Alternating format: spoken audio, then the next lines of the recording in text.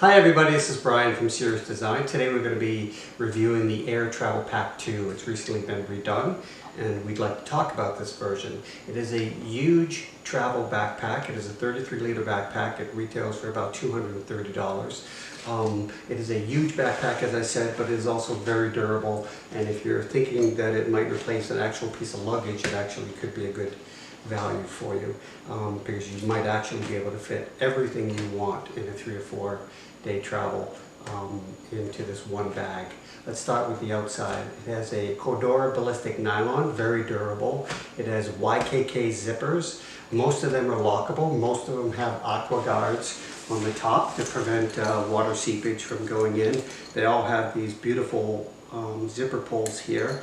The pack is extremely well thought out, extremely well designed from a functionality standpoint.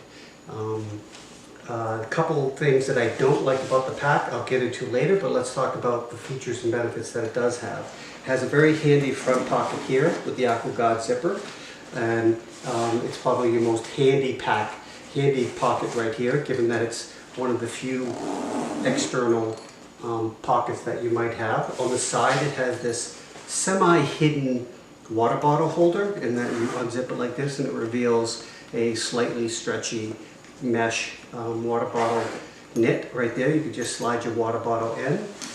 On the bottom, a great feature is that it has a shoe pack here.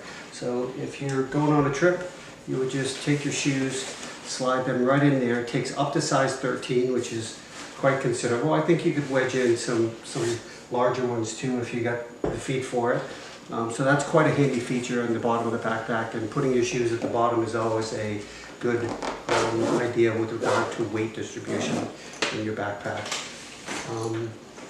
The entire backpack opens up to reveal an enormous inner pocket. And here it actually opens up clamshell style. There you go, right there. On the front face is a top zipper pocket. Very durable mesh. It's not stretch. You don't really want that much stretch in this pocket, but it is quite handy. This is a great pocket in here. Very safe, very durable. It's extremely well padded. The entire backpack is extremely well padded. So if you have your computer, your laptop, maybe your camera in here, anything like that, this durable backpack is going to protect it and take care of it. In the bottom, you will see this is the shoe pocket, so coming from the bottom. So if you do put a bit of shoes in there, it's actually going to displace quite a bit of your storage on the inside here. If you put a pair of shoes in there, you'll have to work around the shoes. It's something you just have to determine is worthwhile. One of the things I do not like about the backpack, and you can see me sort of fumbling with it right there, they have these compression straps, 2 on each side. They hang over the zipper, get in the way should you be trying to zip it up or close it. It'd be great if you were going to use the backpack and you'd be using it on a day trip and you wanted to compress it so it doesn't look so big. And as I said, this is a big rugged backpack, so using it as a day pack without all your goods in it, it's pretty substantial in that it's probably close to about 8 inches in depth right there. If you want to compress it to go for a day trip, you could. However, those compression straps get in the way, and there's a little bit of fumbling that has to be done to get in and out of the main compartment. In the back, towards the back, they have a great YKK lockable zipper again for the laptop, an extremely well padded compartment for your 15-inch laptop, and they fit in very easily. You'll see one side opens up more than the others for easy access. And again, this is a very well padded compartment. It's close to your body, it's safe, it's protected, and the weight distribution is correct. Very nicely heavy padded straps. It's got the sternum strap right here. This is removable should you decide to not have it. This is your luggage strap, so you can fit it over the handle of your rolling luggage and roll it on top of there. There is a sold separately waist belt should you decide to really load this thing down.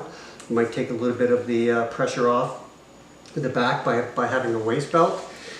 They have the D-ring here. I'm not sure what that is for. Maybe a flashlight, maybe something, water bottle, something like that. Now I will talk about the things I do not necessarily like. Again, we're product designers here at Serious Design. We review product as designers. Things that I do not like.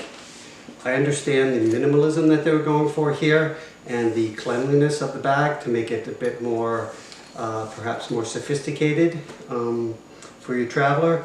However, it's a bit iffy in our little discussion among friends and other designers on whether or not it is actually attractive or not. Some people thought it was okay.